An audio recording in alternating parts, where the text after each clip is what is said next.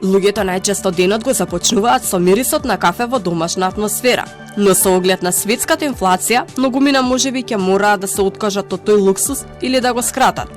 Некои можеби ќе се откажат од шеќерот или млекото во кафето, а некои ќе го скратат тој луксус и ќе пијат по 1 или 2 кафења во текот на денот.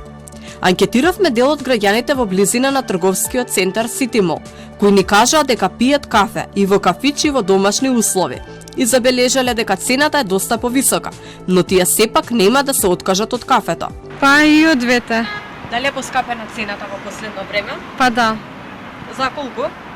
Па доста многу, дупло дори. Обично од кафич по едно. Дали во последен период е зголемена цената на кафето?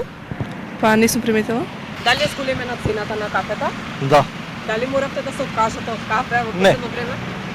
Причината за зголемувањето на цената на кафето е зголемување на сите цени на основни прехранбени производи, меѓу кои и кафето.